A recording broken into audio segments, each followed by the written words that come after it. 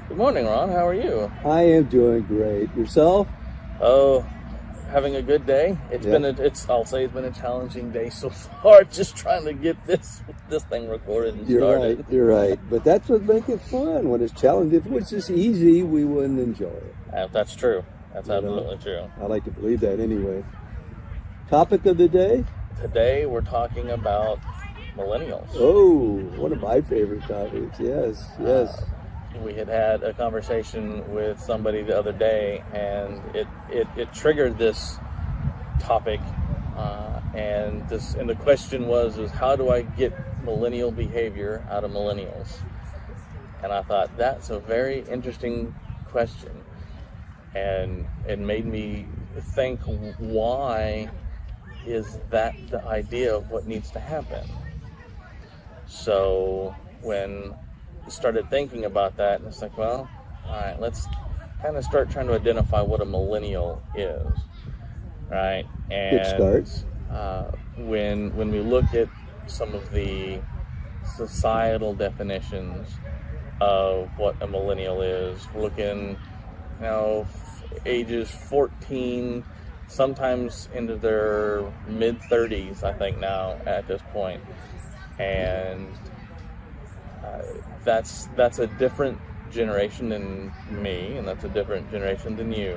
It's quite a ways, taking a generation. Yes. Yep. And we talked about this the other day, that both of us had kind of the same thing from the generations before us. They would always think differently of us and complain about our work ethic and this and that and that and the other. And I think I'm the one that started it all. I'm the one that talked about your generation. Yep. How you didn't have the same work ethic. Yep. And my peers felt the same way. But there is some truth. What I've watched over the years, as the world changes and parental techniques change, you end up with children that have different values, different systems. My generation, we worried about authority. I mean, when some adult in the neighborhood came out and said, "You kids," we ran. That's not exactly the case today. No. Because I've been that adult trying to get those kids back in line. So every generation has specifics, some generalities. This one, I think, this group is a little bit more challenging to most of us.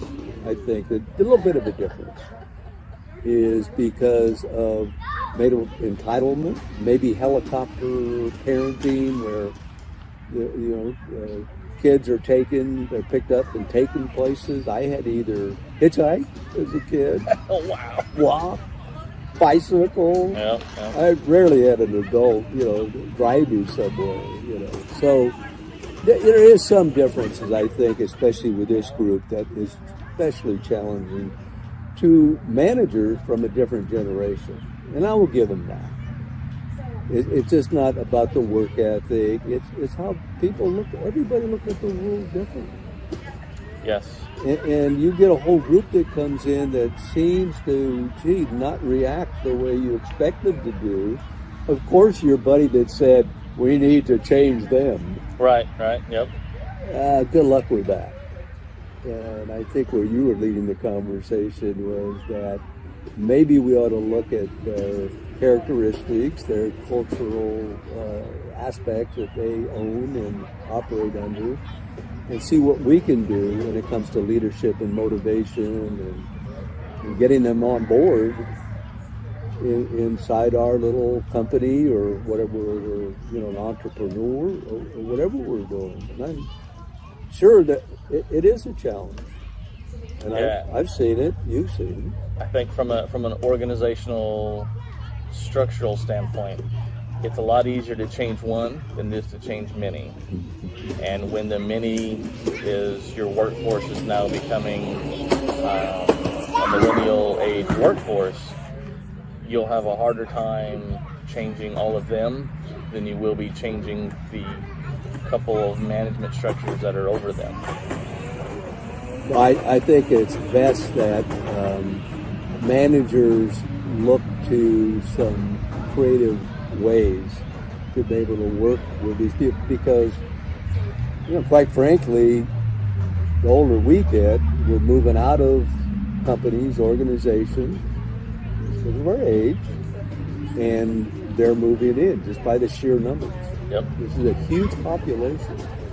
There's no way to stop it. They're coming. If they're not, I mean, we're talking, right, and they're already working age, if not mid-level management age at this point, right? Mid-30s. They've got at least probably 10 years of work experience behind them.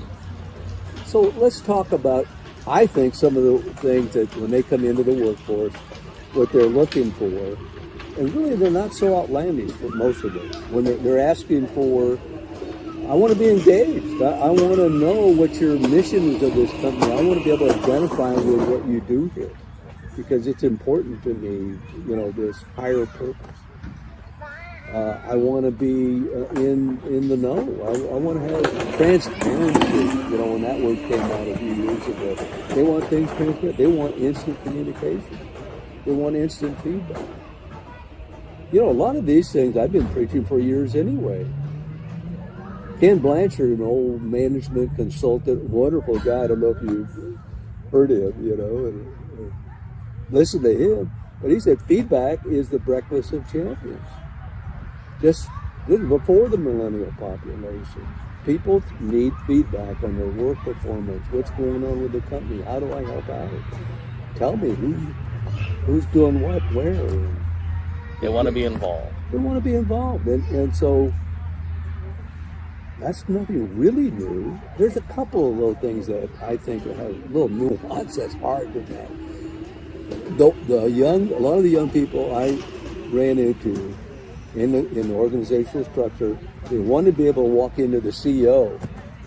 They want to jump over those lines of authority and walk right in and engage them and tell that CEO what they think and how come and challenge them. And that's a little bit of an issue that I think needs some connect.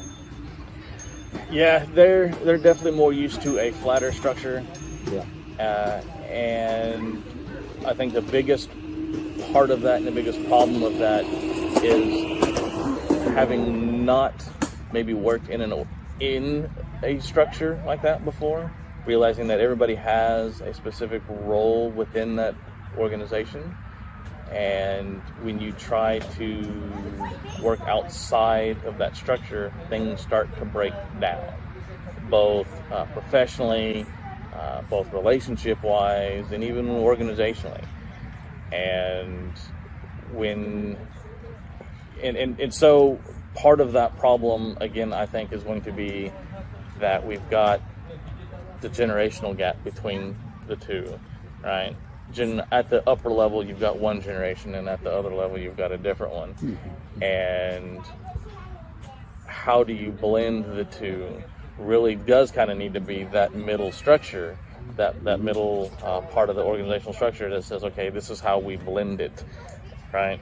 The top needs to learn what it takes to motivate the bottom, and the bottom needs to learn that the structure exists for a reason, right? If you work at the bottom of the structure and you have a problem with something that's tactical, and you try to go all the way up to the top and say, I need help fixing this tactical problem to the individuals who are trying to work on the overall strategy, you're not going to get the results that you want, both in solving the problem and or the engagement you're going to get because of that.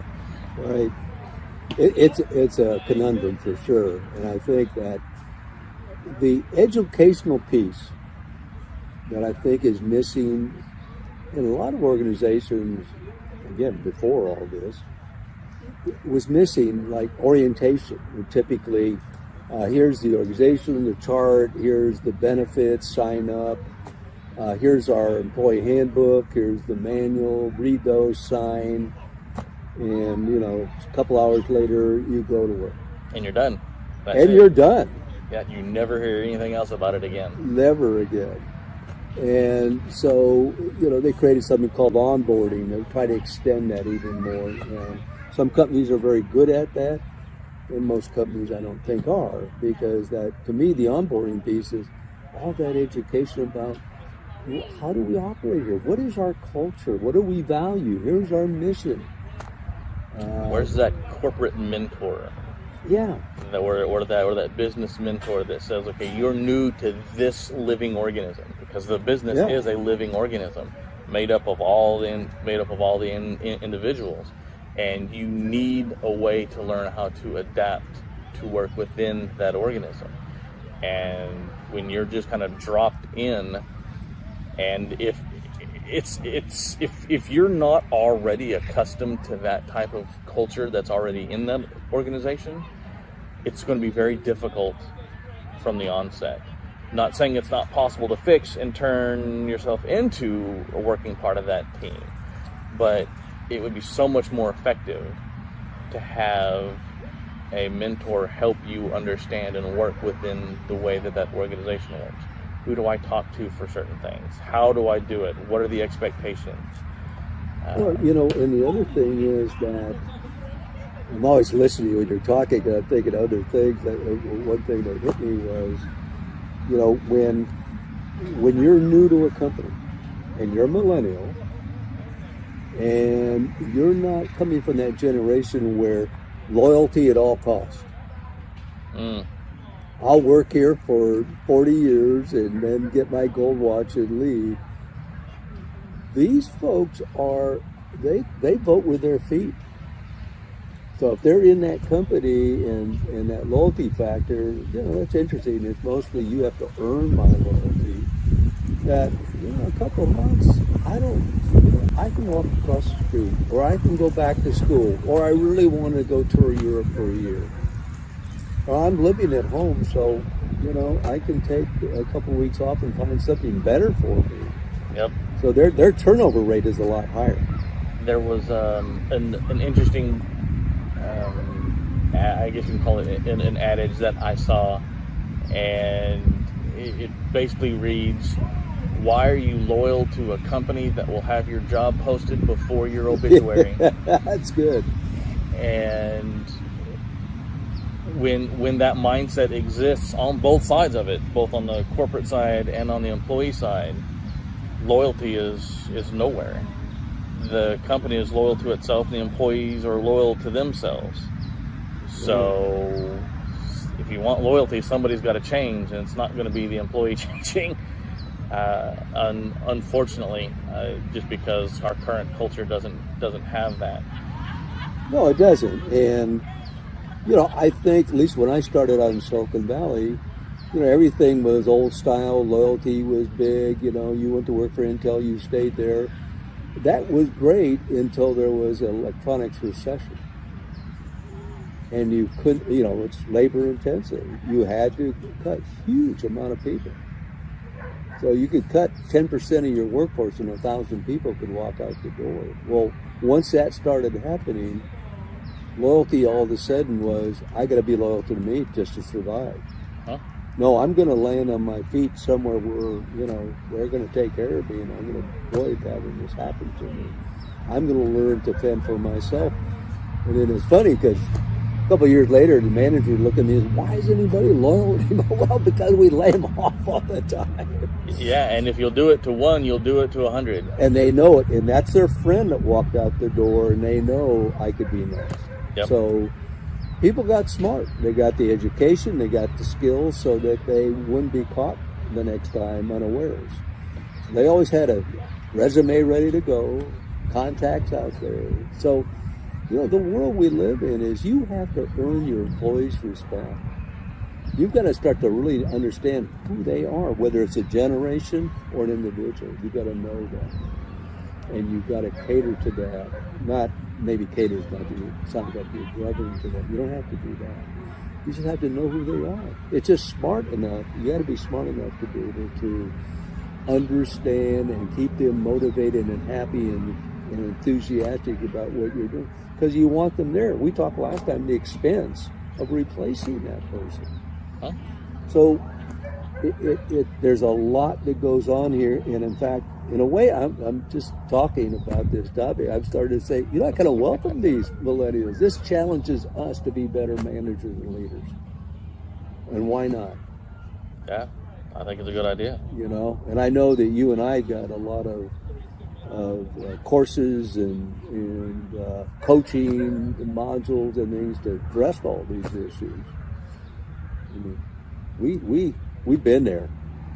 Have. And we are still there, knowing how to meet these challenges that, are there are some new challenges. I used to say nothing new, just old wine with new labels, but there are some new things, and they do need to be addressed to be successful and stay successful. Yep. You can't solve new problems with the same thinking that got you into the problem in the first place. Yeah. Those old rusty wrenches don't work anymore. We got some shiny new ones. Yep. So, good topic today. I think so. It was fun. Yeah. It's always fun talking about all those challenging things. I don't know what we're going to do next, but I'm sure I'm sure something new will come up. Absolutely. Look forward to it. Yeah. And with that, we want to thank those of you who are watching live or who are watching this recorded. If you like it, please share it, comment, leave your comments below, and we look forward to seeing everybody next time, whatever day that happens to be.